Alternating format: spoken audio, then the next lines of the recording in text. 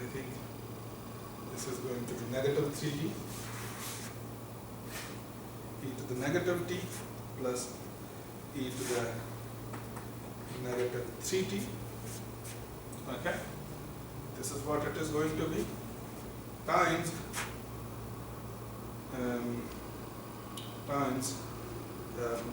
minus 1/4 e to the negative t plus 1/4 e to the 3t, negative 3t, and 1/2. Okay, so I think I have done a little mistake, that this 3 is not 3 but it is negative 3. So this means that this must be plus actually. Okay, this must be plus. So I noted something wrongly. So this is going to be plus 3t, plus 3t, plus 3t. Okay, and plus 3.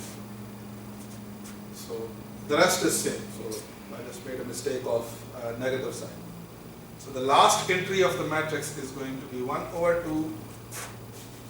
So e to the negative t divided by 2 plus e to the 3t divided by e to the 3t divided by 2. So this is really the matrix e to the t.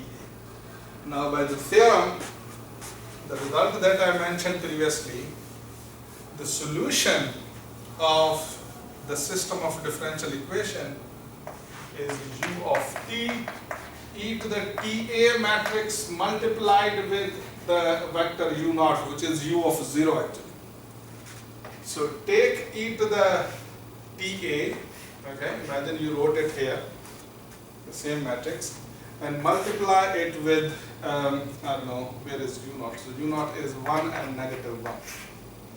So with this, the final result that you're going to get is really 3/2 e to the minus t minus e to the 3t upon 2 and e to the negative t upon 4 and minus e to the 3t upon 4 actually. So this is what that you're going to get. Hence you can say that your required solution is x of t equal to 3/2 e to the negative t minus e to the 3t upon 2, and y of t is minus e to the negative t upon 4 minus e to the 3t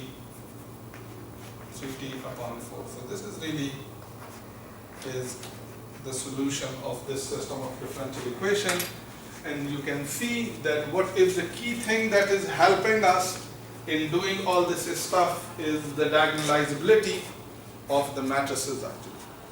So if your matrix is diagonalizable, you can define the function of matrices, and once you have the function of matrices, you can do different interesting things out of it actually.